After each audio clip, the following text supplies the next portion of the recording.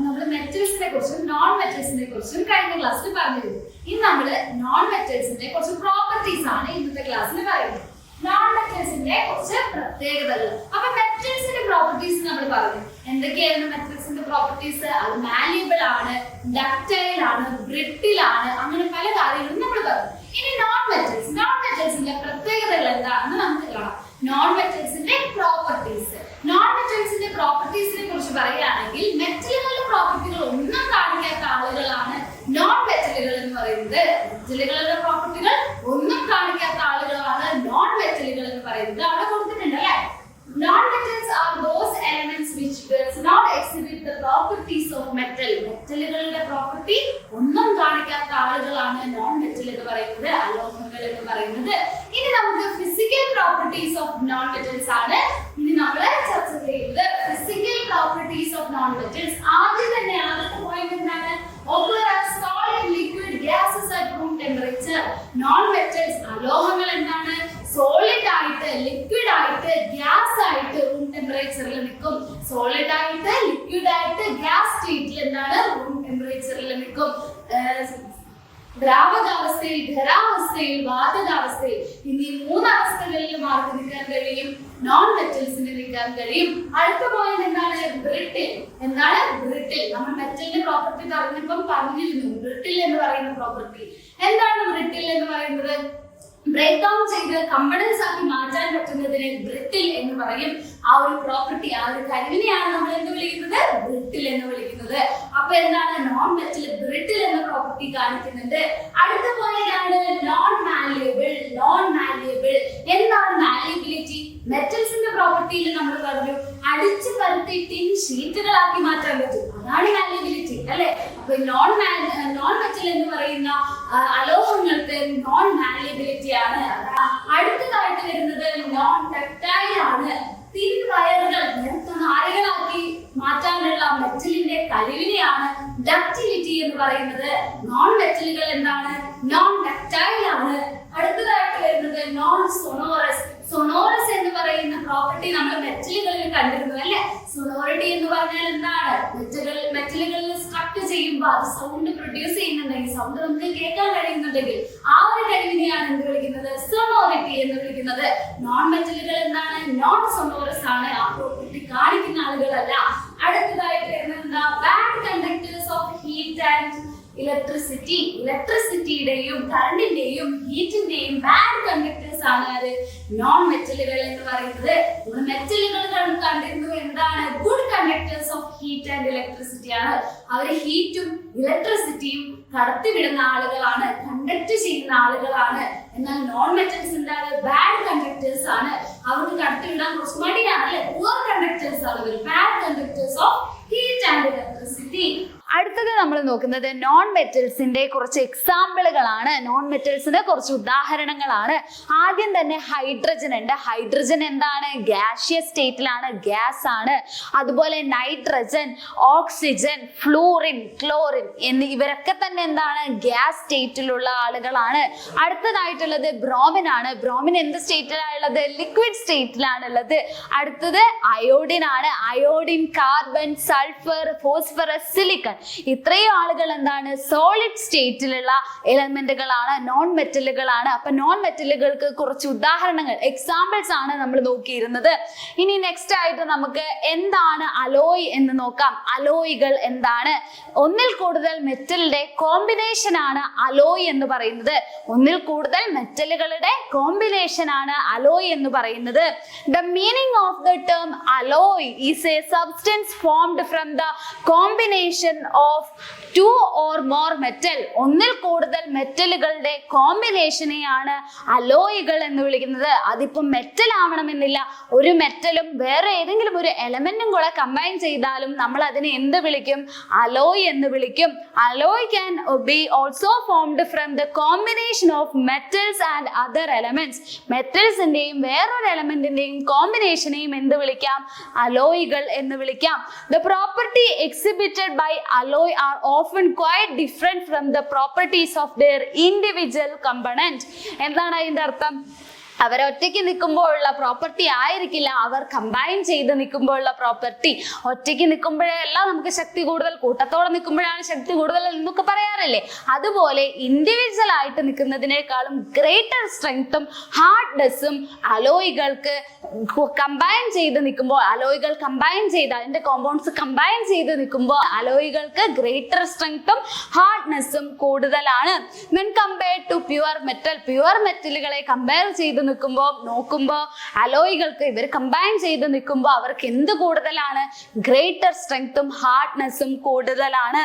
അടുത്തതായിട്ട് an example of an alloy is red gold. അലോയികളുടെ ഉദാഹരണം, അലോയ്ക്ക് ഒരു ഉദാഹരണം പറയുകയാണെങ്കിൽ റെഡ് ഗോൾഡ് ആണ്. റെഡ് ഗോൾഡിന്റെ എന്താ പ്രത്യേകത? റെഡ് ഗോൾഡിന്റെ പ്രത്യേകത എന്താണ്? കോപ്പറിന്റെയും ഗോൾഡിന്റെയും കോമ്പിനേഷൻ ആണ് റെഡ് ഗോൾഡ് എന്ന് പറയുന്നത്. അടുത്തതായിട്ട് നമുക്ക് ഒരു ഇമ്പോർട്ടന്റ് ആയിട്ടുള്ള ഒരു എക്സാമ്പിൾ ആണ് വൈറ്റ് ഗോൾഡ്. വൈറ്റ് ഗോൾഡ് എന്ന് പറയുന്നത് എന്തിന്റെയൊക്കെ കോമ്പിനേഷൻ ആണ്? സിൽവറിന്റെയും ഗോൾഡിന്റെയും കോമ്പിനേഷൻ ആണ്. അപ്പൊ അലോയ്സിന് നമുക്ക് 2 എക്സാമ്പിൾ പറഞ്ഞു അല്ലെ, വൈറ്റ് ഗോൾഡും പറഞ്ഞു റെഡ് ഗോൾഡും പറഞ്ഞു. ഇനി കൂടുതൽ ഉദാഹരണങ്ങളും കൂടെ നമുക്ക് നോക്കാം. അപ്പൊ ടേബിൾ കൊടുത്തിട്ടുണ്ട് അല്ലെ. അപ്പൊ ഫസ്റ്റ് തന്നെ അലോയിൽ ആദ്യത്തെ നമ്മുടെ അലോയ് ആണ് ബ്രാസ് എന്ന് പറയുന്നത്. ബ്രാസിന്റെ കമ്പോസിഷനും അതിന്റെ യൂസസും കൊടുത്തിട്ടുണ്ട്. അപ്പൊ കമ്പോസിഷൻ പറയുകയാണെങ്കിൽ കോപ്പറും സിങ്കുമാണ് ബ്രാസിന്റെ കമ്പോസിഷൻ, അല്ലെങ്കിൽ അത് രണ്ടും കമ്പൈൻ ചെയ്യുമ്പോഴാണ് ബ്രാസ് ഉണ്ടാകുന്നത്. എന്തിനാണ് ബ്രാസ് ഉപയോഗിക്കുന്നത്? ഡെക്കറേറ്റീവ് ആർട്ടിക്കിൾ ഡെക്കറേറ്റീവ്, അതായത് നമ്മൾ വീടുകളിലൊക്കെ അലങ്കാര വസ്തുക്കൾ ഉപയോഗിക്കാറുണ്ടല്ലേ. ആ അലങ്കാര വസ്തുക്കളിൽ ഉണ്ടാക്കാൻ നമ്മൾ ഇടയ്ക്ക് ബ്രാസ് ഉപയോഗിക്കാറുണ്ട്. അപ്പൊ ബ്രാസിന്റെ കോമ്പിനേഷൻ എന്ന് പറയുന്നത് എന്താണ്? കോപ്പറും സിങ്കുമാണ്. അടുത്തതായിട്ട് വരുന്നത് ആരാണ്? ബ്രോൺസ് ആണ്. ബ്രോൺസിന്റെ കോമ്പിനേഷൻ അല്ലെങ്കിൽ കമ്പോസിഷൻ എന്ന് പറയുന്നത് എന്താണ്? കോപ്പറും ടിന്നുമാണ് ബ്രോൺസിന്റെ കോമ്പിനേഷൻ എന്ന് പറയുന്നത്. അത് എന്തിനൊക്കെയാണ് നമ്മൾ ഉപയോഗിക്കുന്നത്? സ്റ്റാച്യൂസ് ആൻഡ് മെഡൽസ് അല്ലെ. നമ്മൾ മത്സരങ്ങളിലൊക്കെ പങ്കെടുക്കുമ്പോൾ ബ്രോൺസിന്റെ മെഡൽ, 3ാം സ്ഥാനം കിട്ടുമ്പോൾ നമുക്ക് ബ്രോൺസിന്റെ മെഡൽ കിട്ടാറുണ്ടെന്ന് പറയാറുണ്ട്. അപ്പൊ ഈ ബ്രോൺസ് ഉണ്ടാക്കുന്നത് എന്തിന്റെയൊക്കെ കമ്പോസിഷൻ മൂലമാണ്? കോപ്പറിന്റെയും ടിന്നിന്റെയും കമ്പോസിഷൻ ആണ്. അടുത്തതായിട്ട് സോൾഡർ ആണ്. സോൾഡർ എന്ന് പറയുന്നത് എന്തിന്റെ കമ്പോസിഷൻ ആണ്? ലെഡിന്റെയും ടിന്നിന്റെയും കമ്പോസിഷൻ ആണ്. ഈ സോൾഡർ എന്തിനാണ് ഉപയോഗിക്കുന്നത്? ചില ഇലക്ട്രോണിക് സർക്യൂട്ട്, വൈദ്യുതോപകരണങ്ങളിലെ ഇലക്ട്രോണിക് സർക്യൂട്ടുകൾ നിർമ്മിക്കണം അല്ലെ. ആ ഇലക്ട്രോണിക് സർക്യൂട്ടുകൾ നിർമ്മിക്കാൻ ഉപയോഗിക്കുന്ന സോൾഡറിങ് അയോൺ എന്ന് പറയുന്ന ഒരു ഇൻസ്ട്രുമെന്റ് ആണ്, ഒരു ഉപകരണമാണ്. അതിൽ ഉപയോഗിക്കുന്നതാണ് സോൾഡർ എന്ന് പറയുന്നത്.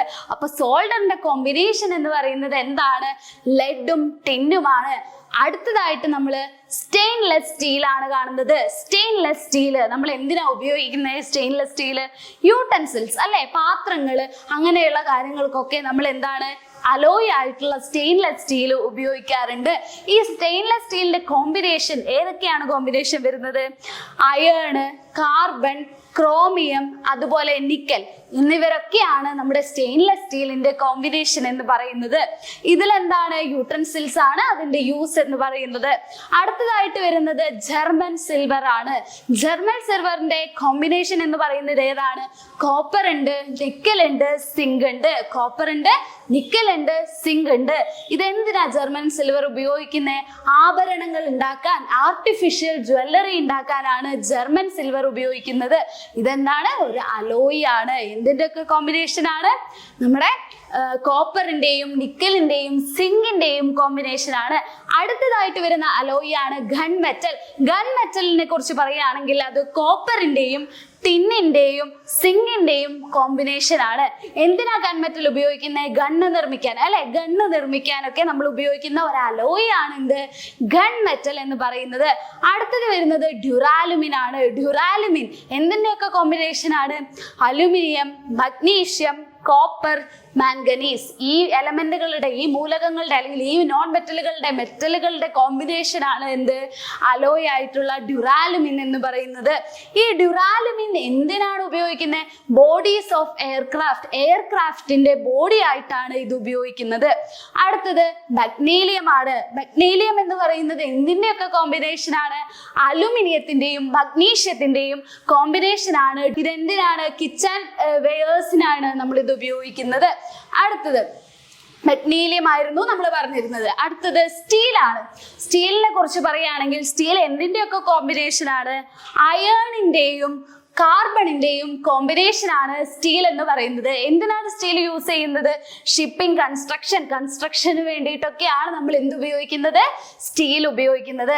അപ്പൊ നമ്മൾ കുറച്ച് അലോയ്കളും, പ്രധാനപ്പെട്ട കുറച്ച് അലോയ്കളും അവരുടെ കമ്പോസിഷൻ എന്താണെന്നും അവരുടെ കോമ്പിനേഷൻ എന്താണെന്നും ഒക്കെ പറഞ്ഞു കഴിഞ്ഞു. ഇനി നെക്സ്റ്റ് നമുക്ക് നോക്കാനുള്ളത് എങ്ങനെയാണ് മെറ്റലുകളെ എക്സ്ട്രാക്ട് ചെയ്തെടുക്കുന്നത്, നമുക്ക് കിട്ടുന്ന ഈ ലോഹങ്ങളെ എങ്ങനെയാണ് അവരുടെ പ്യുവർ ഫോമിലേക്ക് എത്തിക്കുന്നത് എന്നുള്ളതാണ് അടുത്തതായിട്ട് നമ്മൾ പഠിക്കാൻ പോകുന്നത്. നമ്മുടെ മെറ്റലുകളൊക്കെ തന്നെ ഭൂമിയിൽ നിൽക്കണമെങ്കിൽ അവര് ഒറ്റയ്ക്ക് നിൽക്കുവാണെങ്കിൽ ഇവർ ഭയങ്കര റിയാക്റ്റീവ് ആയതുകൊണ്ട് തന്നെ അവർ ഒറ്റയ്ക്ക് നിൽക്കില്ല. അവരെപ്പോഴും എന്താണ്? കമ്പൈൻ ചെയ്തിട്ടാണ് നിൽക്കുക. ആ കമ്പൈൻ ചെയ്ത് നിൽക്കുന്നതിന് ഒരു പ്രത്യേക പേര് കൊടുത്ത് നമ്മൾ വിളിക്കും. അതാണ് ഓറുകൾ എന്ന് പറയുന്നത്. അപ്പൊ നമുക്ക് ഒന്നുകൂടെ നോക്കാം. Most metals are too reactive. എല്ലാ മെറ്റൽസും എല്ലാ ലോഹങ്ങളും എന്താണ്? റിയാക്റ്റീവ് ആണ്.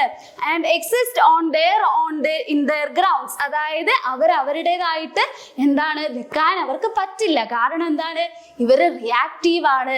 Instead they exist combined with other elements as compounds. എന്താണ് പറയുന്നത്? മറ്റുള്ള എലമെന്റുകളോട് കമ്പൈൻ ചെയ്ത് കോമ്പൗണ്ടുകളായിട്ടാണ് ഇവർ കാണപ്പെടുന്നത്. These are called ores. ഇവരെയാണ് എന്ത് വിളിക്കുന്നത്? ഓറുകൾ എന്ന് വിളിക്കുന്നത്. Ores are the raw materials of making metal. മെറ്റലുകൾ ഉണ്ടാക്കുന്നതിനുള്ള റോ മെറ്റീരിയൽ ആയിട്ട് നമുക്ക് ആരെ പറയാം? ഓറുകളെ പറയാം. ഇനി അടുത്തതായിട്ട് നമ്മൾ മിനറൽസിന്റെയും ഓർസിന്റെയും ഡിഫറൻസ് ആണ് നമ്മൾ നോക്കുന്നത്. അപ്പൊ മിനറൽസ് എന്ന് പറഞ്ഞാൽ എന്താണ്? naturally occurring substance of metal present in the earth's crust. എർത്തിന്റെ ഔട്ടർ ലെയർ ആയിട്ടുള്ള ക്രസ്റ്റില് നാച്ചുറലി ഒക്കർ ചെയ്യുന്ന, സ്വാഭാവികമായിട്ടും കാണപ്പെടുന്ന ആളുകളെയാണ് മിനറൽസ് എന്ന് വിളിക്കുന്നത്. എന്നാൽ ഓർസ് എന്ന് പറഞ്ഞാൽ എന്താണ്? Minerals which can be use to obtain the metal profitably. മെറ്റലുകൾ പ്രോഫിറ്റബിളി, അതായത് ലാഭകരമായിട്ട് ആ ഒരു മിനറലിൽ നിന്ന് എടുക്കാൻ പറ്റുന്നുണ്ടെങ്കിൽ അവരെയാണ് ഓറുകൾ എന്ന് വിളിക്കുന്നത്. എല്ലാ മിനറലുകളും ഓറുകൾ ആവണമെന്നില്ല, എന്നാൽ എല്ലാ ഓറുകളും എന്താണ്? മിനറലുകളാണ്. അപ്പൊ മിനറലും ഓറും തമ്മിലുള്ള ഡിഫറൻസ് ഒന്നുകൂടെ പറയാം. എന്താണ് മിനറൽ? എർത്തിന്റെ, അതായത് ഭൂമിയുടെ ഔട്ടർ ലെയറായ ക്രസ്റ്റിൽ സ്വാഭാവികമായിട്ടും കാണപ്പെടുന്ന ആളുകളാണ് മിനറൽ എന്ന് പറയുന്നത്. എന്നാൽ ഓർ എന്താണ്? ഒരു മിനറലിൽ നിന്നും ലാഭകരമായിട്ട് നമുക്ക് എങ്ങനെ മെറ്റലിനെ എക്സ്ട്രാക്ട് ചെയ്തെടുക്കാൻ പറ്റും, അവരെയാണ് എന്ത് വിളിക്കുന്നത്? ഓറുകൾ എന്ന് വിളിക്കുന്നത്. അപ്പൊ നമ്മൾ മിനറൽസിന്റെയും ഓർസിന്റെയും കാര്യം പറഞ്ഞു. ഇനി നമുക്ക് ചില ഓറുകളെയും അവരിൽ നിന്നും എക്സ്ട്രാക്ട് ചെയ്തെടുക്കുന്ന മെറ്റലുകളെയും പരിചയപ്പെടാം. ആദ്യം തന്നെ അലുമിനിയം ആണുള്ളത്. അലുമിനിയത്തിന്റെ ഓറുകൾ എന്ന് പറയുന്നത് ഏതൊക്കെയാണ്?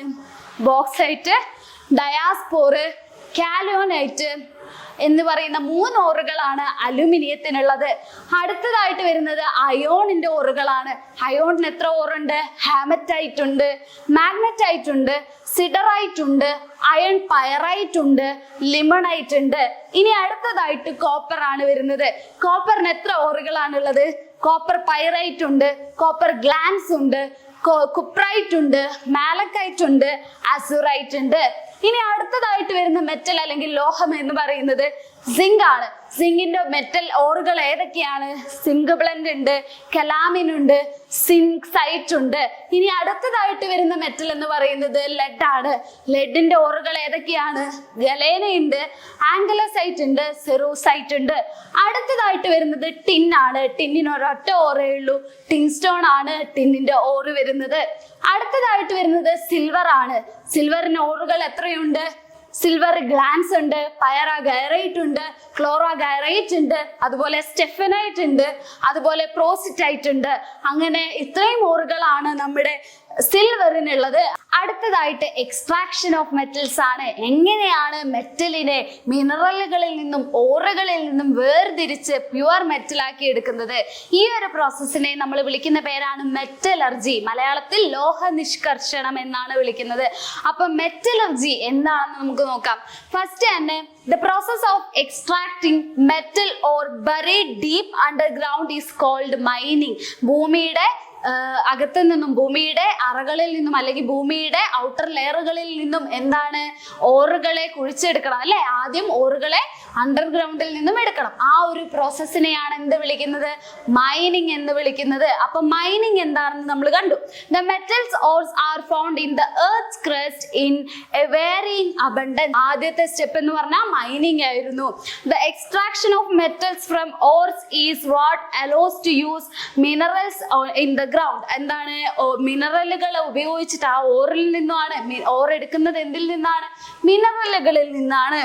The ores are very different finished metals that we see in building and bridges. നമ്മൾ ഈ ഓറുകളിൽ നിന്ന് മെറ്റൽസ് എക്സ്ട്രാക്ട് ചെയ്തെടുക്കണം. ആ ഓറുകളെ ബിൽഡിങ്ങുകളിലും ബ്രിഡ്ജസിന്റെ കൺസ്ട്രക്ഷനിലും ഒക്കെ ഉപയോഗിക്കുന്നുണ്ട് അല്ലെ. അപ്പൊ ഓറിൽ നിന്നും നമുക്ക് മെറ്റലിനെ എക്സ്ട്രാക്ട് ചെയ്തെടുക്കാൻ മെയിൻ ആയിട്ട് 3 സ്റ്റെപ്പുകളാണ് ഉള്ളത്. ആദ്യത്തേത് കോൺസെൻട്രേഷൻ ഓഫ് ഓർ. ഏതാണ്? കോൺസെൻട്രേഷൻ ഓഫ് ഓർ ആണ് ആദ്യത്തെ സ്റ്റെപ്പ്. അതിന് എന്താണ് ചെയ്യുന്നത്? Here the ore is separated from earthly impurities. earthly impurities, കുറെ വേസ്റ്റ് ആയിട്ടുള്ള ഇമ്പ്യൂരിറ്റീസ് ഒക്കെ ഉണ്ടാവും നമ്മുടെ ഓറില്.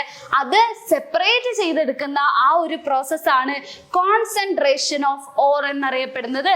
അടുത്തതായിട്ട് isolation of metal from concentrated ore. Concentrated ഓറിൽ നിന്നും മെറ്റലിനെ ഐസൊലേറ്റ് ചെയ്യണം. അതായത് മെറ്റലിനെ ഒറ്റപ്പെടുത്തണം. മെറ്റലിനെ ഒറ്റയ്ക്കാക്കി നമ്മൾ ഐസൊലേറ്റ് ചെയ്തെടുക്കണം. And here the ore is converted to oxide. അതിനുവേണ്ടി നമ്മൾ ആദ്യം ചെയ്യേണ്ട പ്രോസസ്സ് എന്ന് പറഞ്ഞാൽ ഓറിനെ എന്താക്കണം? ഓക്സൈഡുകളാക്കണം. ഓക്സിജനുമായിട്ട് റിയാക്ട് ചെയ്യിപ്പിക്കണം. To form and then reduced. അതിനുശേഷം എന്താക്കണം? അതിൽ നിന്ന് റെഡ്യൂസ് ചെയ്യണം. അതിൽ നിന്നും ഇലക്ട്രോണുകളെ കൊടുക്കണം അല്ലെങ്കിൽ റെഡ്യൂസ് ചെയ്യണം. അതിനുശേഷം എന്താണ്? The steps involve are either calcination or roasting and then heating with a reducing agent. അതിനു വേണ്ടി, ആ റെഡ്യൂസ് ചെയ്യുന്നതിന് വേണ്ടി, ഇതിനൊക്കെ വേണ്ടി നമ്മൾ 2 സ്റ്റെപ്പുകളാണ് നമുക്ക് മെയിൻ ആയിട്ടുള്ളത്. കാൽസിനേഷനും റോസ്റ്റിങ്ങും. ഈ കാൽസിനേഷനും റോസ്റ്റിങ്ങും കഴിഞ്ഞതിന് ശേഷം റെഡ്യൂസിങ് ഏജന്റ് ഉപയോഗിച്ച് ഹീറ്റ് ചെയ്യുകയാണ് നമ്മൾ എന്ത്? രണ്ടാമത്തെ സ്റ്റെപ്പിൽ ചെയ്യുന്നത്. ഒന്നും കൂടെ പറയാം. Isolation of metal from concentrated or. ആദ്യം എന്താക്കും? ഓറിനെ ഓക്സൈഡുകളാക്കണം. ഓക്സൈഡുകളാക്കിയതിന് ശേഷം എന്ത് ചെയ്യണം? റെഡ്യൂസ് ചെയ്യണം. റെഡ്യൂസ് ചെയ്തതിന് ശേഷം എന്താണ്? അങ്ങനെയുള്ള സ്റ്റെപ്പുകളിലൊക്കെ നമുക്ക് 2 സ്റ്റെപ്പായിട്ട് നമുക്ക് അതിനെ പറയാം. കാൽസിനേഷനും റോസ്റ്റിങ്ങും. കാൽസിനേഷനും റോസ്റ്റിങ്ങുമാണ് നമ്മുടെ ഐസൊലേഷനിലുള്ളത്.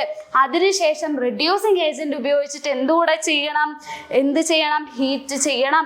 അപ്പൊ അത്രയും കാര്യങ്ങളാണ് ഉള്ളത്. അവസാനത്തെ സ്റ്റെപ്പ് എന്ന് പറയുന്നത് പ്യൂരിഫിക്കേഷൻ ഓഫ് ദ മെറ്റൽ ആണ്. മെറ്റലിനെ പ്യുവർ ആയിട്ട്, അതിനെ മാത്രമായിട്ട് എടുക്കണം. Here the metal is purified for the practical purpose. നമുക്ക് ഉപയോഗിക്കാൻ ആവശ്യത്തിനായിട്ട് നമ്മൾ എന്താക്കണം? മെറ്റലിനെ പ്യൂരിഫൈ ചെയ്തെടുക്കണം. അത്രയും കാര്യങ്ങളാണ് നമ്മുടെ എക്സ്ട്രാക്ഷൻ ഓഫ് മെറ്റൽസിൽ നമുക്ക് പറയാനുള്ളത്. നെക്സ്റ്റ് നമുക്ക് നോക്കാം കോൺസെൻട്രേഷൻ ഓഫ് ഓർ. മെറ്റലിനെ എക്സ്ട്രാക്ട് ചെയ്തെടുക്കുന്നത് concentration of or. First step എന്ന് പറയുന്നത് എന്താണ്? കോൺസെൻട്രേഷൻ ഓഫ് ഓർ ആണ്. എന്താണ് concentration of or? Or concentration is the process of removing impurities from the obtained.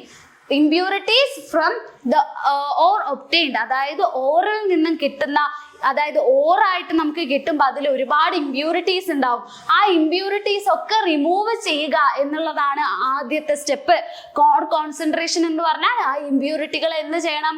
Remove ചെയ്യണം. And there are various concentration method depending on the nature of the ore and impurity. ഓറിന്റെ നേച്ചറോ ഓറിന്റെ സ്വഭാവത്തിനനുസരിച്ചോ അല്ലെങ്കിൽ ഇമ്പ്യൂരിറ്റിയുടെ സ്വഭാവത്തിനനുസരിച്ചോ വ്യത്യസ്തമായ മെത്തേഡുകൾ എന്തിനുണ്ട്? കോൺസെൻട്രേഷൻ ഓഫ് ദ ഓറിനുണ്ട്. അതിൽ ഒന്നാമത്തെ ആളാണ് ഹൈഡ്രോളിക് വാഷിംഗ്. ജലപ്രവാഹത്തിൽ കഴുകിയെടുക്കൽ എന്നാണ് അതിന്റെ മലയാളം. ഹൈഡ്രോളിക് വാഷിംഗ് എന്താണ് പറയുന്നത്? This method concentrates the ore by passing it through a upward stream of water. അതായത് ഒരു ജലപ്രവാഹത്തിൽ, ഒരു സ്ട്രീം ഓഫ് വാട്ടറിൽ എന്തിട്ട് കൊടുക്കും? ഓറിട്ട് കൊടുക്കും. ആ ഓറിട്ട് കൊടുക്കുമ്പം ലൈറ്റർ പാർട്ടിക്കിൾ ആയിട്ടുള്ള ഗാങ്ങുകൾ, ഗ്യാങ് എന്ന് പറഞ്ഞാൽ നമ്മൾ പറഞ്ഞു ഇമ്പ്യൂരിറ്റീസ് ആണ്. ലൈറ്റർ ആയിട്ടുള്ള ഇമ്പ്യൂരിറ്റീസ് എന്താവും? R separated from the heavier metal. Heavier ആയ മെറ്റലുകളിൽ നിന്നും, കനം കൂടിയ മെറ്റലുകളിൽ നിന്നും ലൈറ്റർ ആയിട്ടുള്ള ഇമ്പ്യൂരിറ്റീസ് എന്താണ്? സെപ്പറേറ്റ് ആയി പോകും. ഈ ഒരു പ്രോസസ്സിനെ എന്തുകൂടെ വിളിക്കുന്നുണ്ട്? ഗ്രാവിറ്റി സെപ്പറേഷൻ എന്ന് വിളിക്കുന്നുണ്ട്. അപ്പൊ ഹൈഡ്രോളിക് വാഷിംഗ് അല്ലെങ്കിൽ ജലപ്രവാഹത്തിൽ കഴുകിയെടുക്കുക എന്ന് പറഞ്ഞാൽ എന്താണ്? സ്ട്രീം ഓഫ് വാട്ടർ, ജലപ്രവാഹത്തിൽ എന്താണ്? ഓറിട്ട് കൊടുക്കും. ആ ഓറിട്ട് കൊടുക്കുമ്പോൾ ലൈറ്റർ ആയിട്ടുള്ള വെയിറ്റ് കുറഞ്ഞ ഇമ്പ്യൂരിറ്റീസ് എന്താണ്? അതിൽ നിന്നും സെപ്പറേറ്റ് ചെയ്ത് ഹെവിയർ മെറ്റൽസ് മാത്രം കളക്ട് ചെയ്യും. അതിന്റെ ഒരു ചിത്രമൊക്കെ നമുക്ക് കൊടുത്തിട്ടുണ്ട് അല്ലെ. അപ്പൊ ഹൈഡ്രോളിക് വാഷിംഗ് പറഞ്ഞു. ഇനി അടുത്തതായിട്ട് നമുക്ക് അടുത്ത ഒരു മെത്തേഡ്, കോൺസെൻട്രേഷന്റെ അടുത്ത ഒരു മെത്തേഡാണ് മാഗ്നറ്റിക് സെപ്പറേഷൻ അല്ലെങ്കിൽ കാന്തിക വിഭജനം എന്ന് പറയുന്നത്. മാഗ്നറ്റിക് സെപ്പറേഷനിൽ എന്താണുള്ളത്? This involves the use of magnetic properties either of or and gang. അതായത് ഓറിന്റെയോ ഗ്യാങ്ങിന്റെയോ മാഗ്നറ്റിക് കാന്തിക സ്വഭാവത്തെ അടിസ്ഥാനമാക്കിയിട്ടാണ് ഈ മെത്തേഡ് മൊത്തം പോകുന്നത്. ഓറിനോ അല്ലെങ്കിൽ ഗ്യാങ്ങിനോ എന്തുണ്ടാവും? മാഗ്നറ്റിക് പ്രോപ്പർട്ടി, അതായത് കാന്തിക സ്വഭാവം ഉണ്ടാവും. ഇതിലെന്താ ചെയ്യുന്നത്? To separate them, and the ore is first ground into the fine pieces. ഓറിനെ ആദ്യമായി പീസുകളാക്കി എന്താണ്? ബ്രേക്ക് ചെയ്യാണ് ആദ്യം ചെയ്യുന്നത്. അതിനുശേഷം passed on the conveyor belt passing over the magnetic roller. Magnetic roller ഇവിടെ കണ്ടോ, ചിത്രത്തിൽ കാണുന്നുണ്ട് അല്ലെ? മാഗ്നറ്റിക് രണ്ട് റോളറുകൾ ഉണ്ട്. അവിടെ ഇതിനിടയിലുള്ള ഈ ബെൽറ്റിനെ, രണ്ട് മാഗ്നറ്റിക് റോളറിന്റെ ഇടയിലുള്ള ഈ ബെൽറ്റിനെയാണ് എന്ത് വിളിച്ചിരിക്കുന്നത്? കോൺവെയർ ബെൽറ്റ് എന്ന് വിളിച്ചിരിക്കുന്നത്. ആ കോൺവെയർ ബെൽറ്റിലൂടെ എന്ത്? ഫൈൻ ആയിട്ടുള്ള പാർട്ടിക്കിൾസ്, ഫൈൻ ആയിട്ടുള്ള എന്താണ്? ഓർ പാർട്ടിക്കിൾസ് ഇട്ട് കൊടുക്കുന്നു. അപ്പൊ എന്താ സംഭവിക്കുന്നത്? മാഗ്നറ്റിക് ഓർ ആണെങ്കിൽ അത് സെപ്പറേറ്റ് ചെയ്യപ്പെടും. എന്താവും? സെപ്പറേറ്റ് ചെയ്യപ്പെടും. അപ്പൊ മാഗ്നറ്റിക് ആയിട്ടുള്ള സബ്സ്റ്റൻസ് സെപ്പറേറ്റ് ചെയ്യപ്പെടും. അപ്പൊ ഇത്രയും കാര്യങ്ങളാണ് നമ്മുടെ മാഗ്നറ്റിക് സെപ്പറേഷനിലുള്ളത്. അടുത്തതായിട്ട് ഫ്രോത്ത് ഫ്ലോട്ടേഷൻ മെത്തേഡ് ആണ്. ഫ്രോത്ത് ഫ്ലോട്ടേഷൻ മെത്തേഡ് നമുക്ക് നോക്കാം. This method is mainly used to remove the gangue from sulphide ore. Sulphide ഓറുകളിൽ നിന്നും ഗ്യാങ്ങിനെ റിമൂവ് ചെയ്യാൻ വേണ്ടി ഉപയോഗിക്കുന്ന ഒരു കോൺസെൻട്രേഷൻ മെത്തേഡ് ആണ് എന്ത്? ഫ്രോത്ത് ഫ്ലോട്ടേഷൻ മെത്തേഡ്. അപ്പൊ എന്താണ്? The ore is powdered and suspension is created in the water. എന്താണ്? ഓറുകൾ എന്താണ്? ആദ്യം പൊടിക്കുകയാണ് ചെയ്യുന്നത്, എന്നിട്ടാണ് അത് വെള്ളത്തിലേക്ക് ഇടുന്നത് അല്ലെ? അതെന്താവും? സസ്പെൻഡ് ചെയ്ത് കിടക്കും, അടിഞ്ഞു കിടക്കും. അതിനുശേഷം to this are added collectors and froth stabilisers. അതിലേക്ക് എന്ത് ആഡ് ചെയ്യും?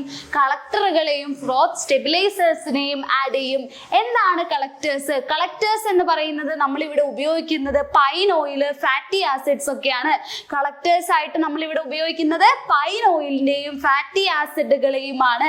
അവരെന്താണ്? Increase the non wettability of the metal part. എന്താണ് increase the metal part of the ore? എന്താണ് increase the non wettability of metal part എന്ന് പറയുന്നത്? നമ്മുടെ ഒരു ലിക്വിഡ് സ്പ്രെഡ് ആവില്ലേ, ആ ഒരു സ്പ്രെഡ് ആവുന്ന ആ ഒരു കഴിവിനെയാണ് വെറ്റബിലിറ്റി എന്ന് പറയുന്നത്. നോൺ വെറ്റബിലിറ്റി എന്ന് പറയുന്നത് നമുക്ക് തുള്ളികളായിട്ട് സ്പ്രെഡ് ആവാതെ, ഒരു സോളിഡ് സർഫസിൽ ലിക്വിഡ് സ്പ്രെഡ് ആവാതെ ഇരിക്കുകയാണെങ്കിൽ അതിനെ എന്ത് വിളിക്കും? നോൺ വെറ്റബിലിറ്റി എന്ന് വിളിക്കും. അപ്പം കളക്ടർ ആഡ് ചെയ്യുന്നതോടുകൂടി എന്താ സംഭവിക്കുന്നത്? നോൺ വെറ്റബിലിറ്റി കൂടുകയാണ് ചെയ്യുന്നത്. നോൺ വെറ്റബിലിറ്റി ഇൻക്രീസ് ചെയ്യുകയാണ് ചെയ്യുന്നത്. അതുപോലെ and allows to form a froth. എന്നിട്ട് എന്താണ്? അവിടെ എന്താണ്? ഒരു ഫ്രോത്ത് ഉണ്ടാവാൻ സഹായിക്കുന്നു. അവിടെ എന്തുണ്ടാവുന്നു? ഒരു ഫ്രോത്ത് ഉണ്ടാവാൻ സഹായിക്കുന്നു. Allows it to form a froth. അതിനുശേഷമാണ് നമ്മൾ എന്ത് ആഡ് ചെയ്യുന്നത്? ഫ്രോത്ത് സ്റ്റെബിലൈസറുകൾ ആഡ് ചെയ്യുന്നത്. ഫ്രോത്ത് സ്റ്റെബിലൈസർ എന്ന് പറയുന്നത് ക്രസോൾസും അനിലിനുമാണ്. ഫ്രോത്ത് സ്റ്റെബിലൈസേഴ്സ് ആയിട്ട് നമ്മൾ യൂസ് ചെയ്യുന്നത് ക്രസോൾസും അനിലിനുമാണ്. Sustains the ഫ്രോത്ത്. അതെന്താണ്? ഫ്രോത്തിനെ അതേപോലെ മെയിൻറ്റെയിൻ ചെയ്യാൻ വേണ്ടിയിട്ടാണ് നമ്മൾ എന്ത് ചെയ്യുന്നത്? ഫ്രോത്ത് സ്റ്റെബിലൈസേഴ്സ് ആഡ് ചെയ്യുന്നത്. The oil wets the metal and the water wets the gangue. അതിലുണ്ടാകുന്ന ഓയിൽ എന്തിനെ വെറ്റ് ചെയ്യും? മെറ്റലിനെ വെറ്റ് ചെയ്യും.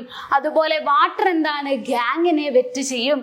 അങ്ങനെയാണ് നമ്മൾ ഈ ഒരു പ്രോസസ്സിൽ നമ്മൾ ഓറിനെയും ഗ്യാങ്ങിനെയും സെപ്പറേറ്റ് ചെയ്തെടുക്കുന്നത്. അടുത്തതായിട്ട് paddles and air constantly stir up other suspension to create froth. അവിടെ ഒരു പാഡിൽ കൊടുത്തിട്ടുണ്ടാവും. ആ ഒരു ഫ്രോത്ത്, ആ ഒരു പത മെയിൻറ്റെയിൻ ചെയ്യാൻ വേണ്ടിയിട്ടാണ് അവിടെ എന്ത് കൊടുത്തിട്ടുള്ളത്, ആ ഒരു പാഡിൽ കൊടുത്തിട്ടുള്ളത്. This frothy metal is skimmed off the top and dried to recover the metal. ഈ ഫ്രോത്തിനെ മുകളിലേക്ക് എപ്പോഴും ഇതാക്കും, അതിലൂടെ നമുക്ക് എന്താണ്, മെറ്റലിനെ റിക്കവർ ചെയ്തെടുക്കാൻ പറ്റും. അപ്പൊ നമ്മൾ പറഞ്ഞു അല്ലെ, ഈ ഒരു എക്സ്പെരിമെന്റിന്റെ ഒരു ചിത്രമാണ് അടുത്തത് കൊടുത്തിട്ടുള്ളത്. എന്താണ്, ഒരു പാഡിൽ ഉണ്ടാകും, അതുപോലെ എന്താണ് ഫ്രോത്ത് ഫോം ചെയ്യുന്നതുണ്ട് അല്ലെ, സൾഫൈഡ് ഓർസിന്റെ ഫ്രോത്ത് ഫോം ചെയ്യുന്ന ചിത്രം അവിടെ ഉണ്ട്. അതിനുശേഷം എന്താണ്, വാട്ടർ കണ്ടെയ്നിങ് പൈൻ ഓയിൽ, നമ്മളെ കളക്ടർ ആയിട്ടുള്ള പൈൻ ഓയിൽ അല്ലെ, വാട്ടർ മിക്സ് ചെയ്തിട്ടുണ്ട്. അതിനുശേഷം ഗ്യാങ് എന്താണ് അടിയിൽ കാണാൻ പറ്റും. അപ്പൊ ഈ ഒരു എക്സ്പെരിമെന്റ് മനസ്സിലായി എന്ന് വിചാരിക്കുന്നു. അടുത്തതായിട്ട് നമ്മൾ പോകുന്നത് ലീച്ചിങ് ആണ്. എന്താണ് ലീച്ചിങ്? ലീച്ചിങ് എപ്പോഴാണ് ഉപയോഗിക്കുന്നത്?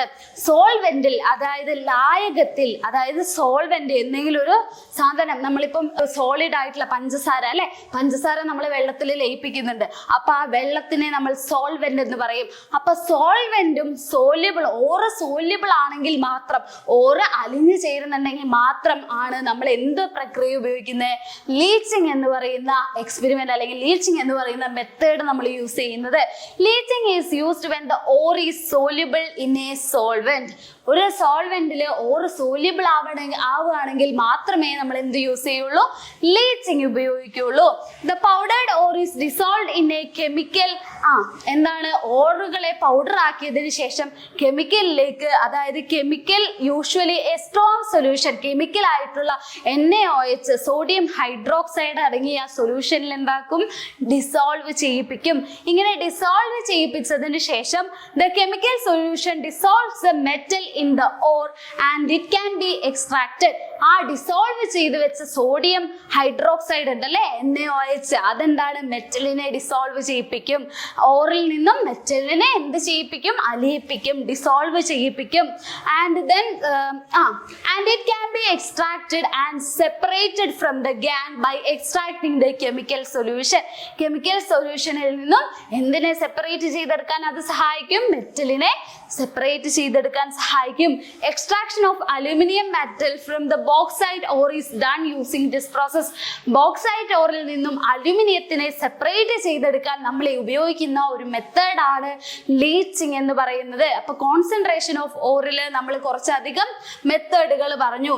ഇനി അടുത്ത പ്രോസസ്സ് എന്ന് പറയുന്നത് നമ്മൾ പറഞ്ഞു അല്ലെ, ആദ്യത്തെ സ്റ്റെപ്പ് എന്ന് പറയുന്നത് കോൺസെൻട്രേഷൻ ഓഫ് ഓർ ആണ്. അതിനുശേഷമുള്ള സ്റ്റെപ്പ് എന്ന് പറയുന്നത് ഐസൊലേഷൻ ഓഫ് ഓർ ആണ്. ഫ്രം ദ എന്താണ്, isolation of metal from the or ആണ്. അപ്പൊ ഈ അടുത്ത സ്റ്റെപ്പിൽ നമ്മുടെ മെയിൻ ആയിട്ടുള്ള കാര്യം എന്താണ്, ആദ്യം ഓക്സൈഡ് ആക്കണം, കൺവേർഷൻ ടു ഓക്സൈഡ് ആക്കണം.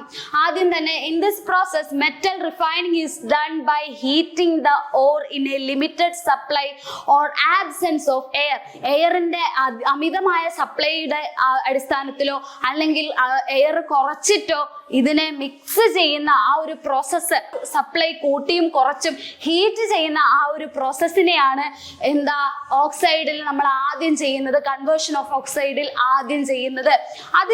അതിനുശേഷം നമ്മൾ പറയുന്നത് this is done with the aim of bringing about thermal decomposition and removing volatile compound. എന്തിനാണ് നമ്മൾ ഇത് ചെയ്യുന്നത്, തെർമൽ ഡികമ്പോസിഷൻ ഒഴിവാക്കാനും, എന്താണ്, bringing about thermal decomposition bringing ചെയ്യാനും, അതുപോലെ എന്താണ്, വോളറ്റൈൽ കമ്പോണൻസ് ഉണ്ടാവും. വോളറ്റൈൽ അതായത് പെട്ടെന്ന് തന്നെ എന്താണ് റിയാക്ട് ചെയ്യുന്ന ആളുകളെ നമുക്ക് വോളറ്റൈൽ കോമ്പൗണ്ട്സ് എന്ന് പറയാം. ഈ വോളറ്റൈൽ കോമ്പൗണ്ട്സിനെയൊക്കെ എന്താണ് ബ്രിങ്ങിങ് അപ്പ് ചെയ്യാൻ അല്ലെങ്കിൽ കളയാൻ വേണ്ടിയിട്ട് നമ്മൾ ഇത് ഉപയോഗിക്കാറുണ്ട്. And the or living behind the metal oxide, from the or living behind the metal oxide. എന്നിട്ട് ഈ ഓക്സൈഡ് ആക്കിയതിന് ശേഷം അവിടെ എന്താണ് ബാക്കിയുള്ളത്, മെറ്റൽ ഓക്സൈഡുകളാണ് ബാക്കിയുള്ളത്. അതിനുശേഷം this is completed in the two process. ഈ ഓറിനെ എന്താണ്, കൺവേർഷൻ ടു ഓക്സൈഡ് അല്ലെ, ഓക്സൈഡ് ആക്കുകയാണ് ചെയ്യുന്നത് അല്ലെ, ഐസൊലേഷൻ പ്രോസസ്സിൽ ഓറിനെ ഓക്സൈഡ് ആക്കുകയാണ് ചെയ്യുന്നത്.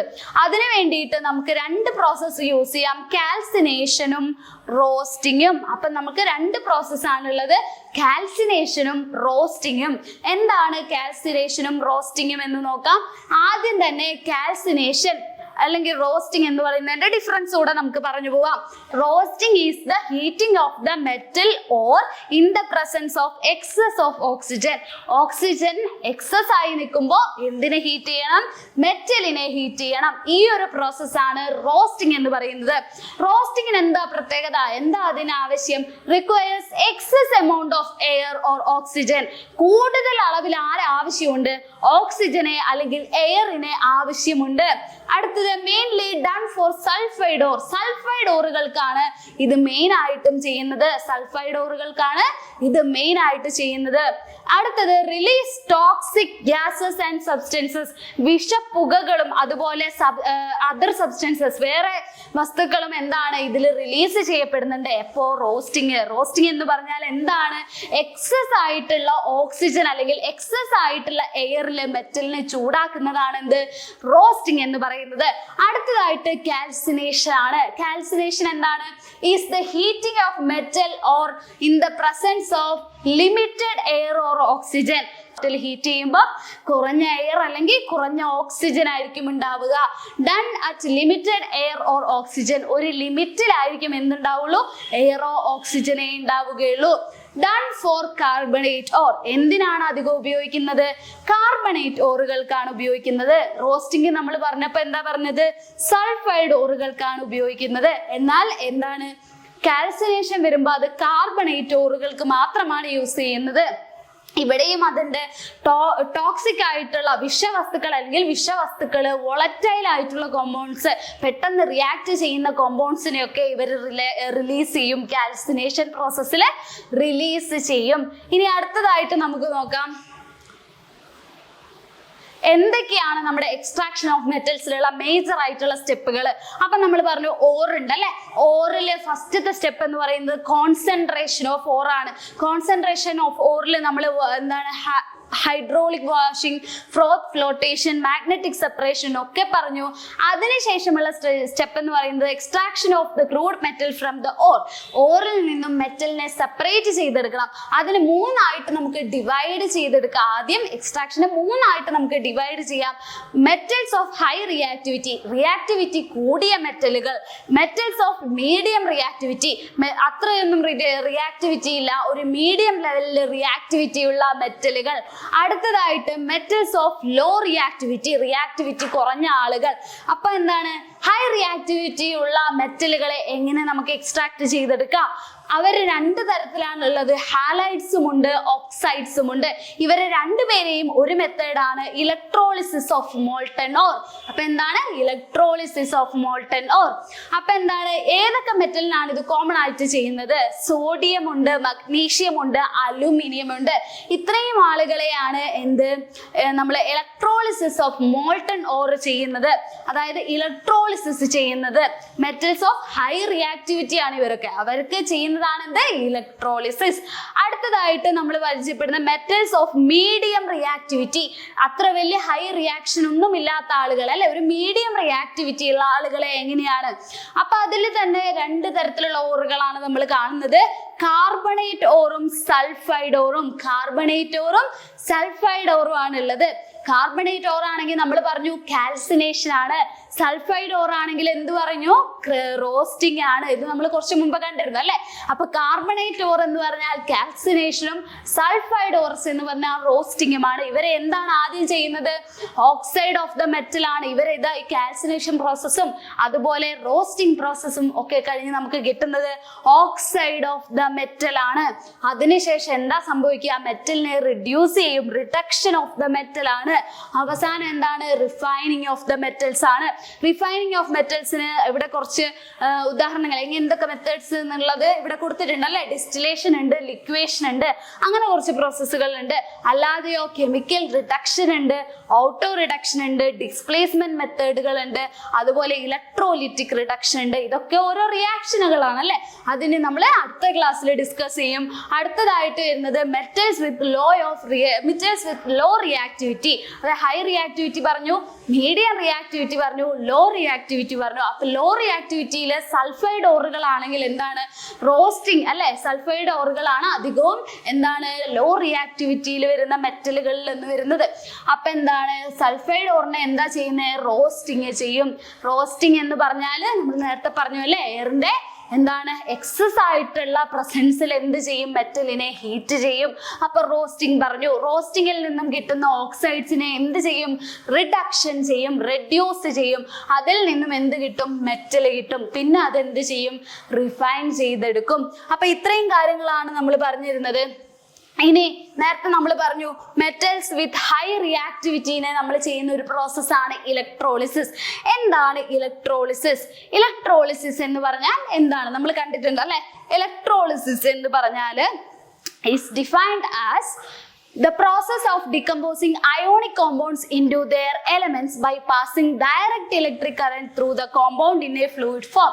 അതായത് ഒരു ഫ്ലൂയിഡ് ആയിട്ടുള്ള കോമ്പൗണ്ടിലേക്ക് ഡയറക്റ്റ് ആയിട്ട് ആരെ കടത്തിവിടും, ഇലക്ട്രിസിറ്റിയെ കടത്തിവിടും. അങ്ങനെയാണ് ഇലക്ട്രോളിസിസ് നടത്തുന്നത്. അതിനുശേഷം the cations are reduced at the cathode and anions are oxidized as the anode. അപ്പം കാഥോഡും ആനോഡുകളും ഉണ്ട്. ഇലക്ട്രോളിസിസിൽ എന്തുണ്ട്, കാഥോഡ് എവിടെയാണ് കണക്ട് ചെയ്തിരിക്കുന്നത്, നെഗറ്റീവിലേക്കാണ് കണക്ട് ചെയ്തിട്ടുള്ളത്. അപ്പൊ നെഗറ്റീവ് ആയിട്ടുള്ള ആളുകളെ കാഥോഡ് എന്നും പോസിറ്റീവ് ആയിട്ടുള്ള ആളുകളെ ആനോഡ് എന്നുമാണ് പറയുന്നത്. അപ്പൊ ഇലക്ട്രോളിസിസിൽ 2 റോഡുകൾ ഉണ്ട്. ഈ റോഡുകൾ എന്നാണ് ഇതിനെ പറയുക, ഇലക്ട്രോഡുകൾ എന്നാണ് പറയുക. നെഗറ്റീവിലേക്ക് കണക്ട് ചെയ്യുന്നതിനെ കാഥോഡ് എന്നും പോസിറ്റീവിലേക്ക് കണക്ട് ചെയ്യുന്നതിനെ ആനോഡ് എന്നുമാണ് പറയുന്നത്. അതുപോലെ എന്താണ് നമ്മൾ നേരത്തെ പറഞ്ഞു അല്ലെ, എന്താ പറഞ്ഞത്, the cations are reduced at the cathode. cations കാഥോഡിൽ നിന്നും reduce ചെയ്യപ്പെടുന്നു. anions are oxidized at the anode. കാറ്റയോണുകൾ കാഥോഡിൽ reduce ചെയ്യപ്പെടുന്നു. anions എന്താണ്, ആനോഡിൽ ഓക്സിഡൈസ് ചെയ്യപ്പെടുന്നു. and the main components that are required to conduct electricity are an electrolyte. എന്തൊക്കെയാണ് നമ്മുടെ electrolysis എന്ന് പറയുന്ന പ്രോസസ്സിൽ ആവശ്യം? ഒരു ഇലക്ട്രോലൈറ്റ് ആവശ്യമാണ്, കാഥോഡും ആനോഡും ആവശ്യമാണ്, ഒരു ബാറ്ററി ആവശ്യമാണ്. ഇത്രയും കാര്യങ്ങളാണ് നമുക്ക് എന്ത് ഇലക്ട്രോളിസിസ് പ്രോസസ്സിന് ആവശ്യമായിട്ടുള്ള കാര്യങ്ങൾ എന്ന് പറയുന്നത്. അതിനുശേഷം എന്താണ്, electrodes and some form of external power source is also needed. external power source എന്ന് പറഞ്ഞാൽ ഇതെന്താണ്, ബാറ്ററിയാണ് അവിടെ ഉദ്ദേശിച്ചിട്ടുള്ളത്. നമ്മൾ ആ ഇമേജിൽ കണ്ടു ബാറ്ററി അല്ലെ, ആ ബാറ്ററിനെയാണ് എക്സ്റ്റേണൽ സോഴ്സ് എന്ന് പറയുന്നത്. അപ്പൊ എക്സ്റ്റേണൽ സോഴ്സ് ഉണ്ട്. Additionally A partition such as ion exchange membrane or A salt bridge. അതായത് ചില ഇലക്ട്രോളിസിസ് നടത്തുമ്പോൾ അയോൺ എക്സ്ചേഞ്ച്, പോസിറ്റീവ് അയോണുകൾ നെഗറ്റീവ് അയോണുകളെ ഒക്കെ എക്സ്ചേഞ്ച് ചെയ്യാൻ വേണ്ടി എന്ത് ഉപയോഗിക്കാറുണ്ട്, സോൾട്ട് ബ്രിഡ്ജ് ഉപയോഗിക്കാറുണ്ട്. സോൾട്ട് ബ്രിഡ്ജ് കൂടെ ഉപയോഗിക്കാറുണ്ട്. But this is optional. അത് ചില ഇലക്ട്രോളിസിസ് നടത്തുമ്പോൾ മാത്രമേ ഉപയോഗിക്കാറുള്ളൂ. അയേണിനെ എന്ത് ചെയ്യാൻ വേണ്ടിയിട്ട്, ബാലൻസ് ചെയ്യാൻ വേണ്ടിയിട്ട്. And they are used mainly to keep the products from diffusing near the opposite electrodes.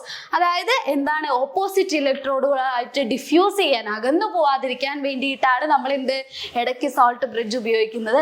അപ്പൊ ഇലക്ട്രോളിസിന്റെ പ്രോസസ്സിൽ നമ്മൾ നേരത്തെ പറഞ്ഞു അല്ലെ, ഇലക്ട്രോലൈറ്റ് ഉണ്ട്, കാഥോഡുകളുണ്ട്, ആനോഡ് ഉണ്ട്, അതുപോലെ ബാറ്ററി ഉണ്ട്. അതുപോലെ കാറ്റയോണിൽ എന്തുണ്ട്, കാറ്റയോൺ എന്ന് പറയുന്നത് പോസിറ്റീവ് ആണ്, ആനയോൺ എന്ന് പറയുന്നത് എന്താണ്, നെഗറ്റീവ് ആണ്. അടുത്തതായിട്ട് electrolysis is applied in metallurgy. അതായത് നമ്മൾ പറഞ്ഞു അല്ലേ, ഹൈ റിയാക്റ്റീവ് ആയിട്ടുള്ള ആളുകളെ എക്സ്ട്രാക്ട് ചെയ്തെടുക്കാൻ വേണ്ടി നമ്മൾ യൂസ് ചെയ്യുന്ന പ്രോസസ്സാണ് ഇലക്ട്രോളിസിസ് എന്ന് പറയുന്നത്. മെറ്റലർജി നമ്മൾ സ്റ്റാർട്ടിങ്ങിൽ പറഞ്ഞു ലോഹ നിഷ്കർഷണം. അപ്പൊ ലോഹ നിഷ്കർഷണത്തിൽ നമ്മൾ ഇലക്ട്രോളിസിസ് പ്രോസസ്സാണ് യൂസ് ചെയ്യുന്നത്. And for alkali and alkaline earth metals, അതായത് നമ്മുടെ പീരിയോഡിക് ടേബിളിലുള്ള ആദ്യത്തെ 2 ഗ്രൂപ്പുകളെയാണ് ആൽക്കലി മെറ്റൽ എന്നും ആൽക്കലി എർത്ത് മെറ്റൽ എന്നും പറയുന്നത്. ഇവരെ എന്താണ് എക്സ്ട്രാക്ട് ചെയ്തെടുക്കാൻ, ഈ മെറ്റലുകളെ എക്സ്ട്രാക്ട് ചെയ്തെടുക്കാനാണ് നമ്മൾ ഇലക്ട്രോളിസിസ് പ്രോസസ്സ് മെറ്റലർജിയിൽ ഉപയോഗിക്കുന്നത്, അല്ലെങ്കിൽ ലോഹ നിഷ്കർഷണത്തിൽ ഉപയോഗിക്കുന്നത്. അടുത്തതായിട്ട് and also the purification of metals, മെറ്റലുകളെ പ്യുവർ ഫോമിലേക്ക് ആക്കിയെടുക്കാനും നമ്മൾ എന്ത് ഉപയോഗിക്കുന്നുണ്ട്, ഇലക്ട്രോളിസിസ് ഉപയോഗിക്കുന്നുണ്ട്. ഇനിയും കുറച്ച് കാര്യങ്ങൾ നമ്മൾ ലോഹ നിഷ്കർഷണത്തിൽ പറയാനുണ്ട്. ഇനി അടുത്ത ക്ലാസ്സിൽ നമുക്ക് കാണാം.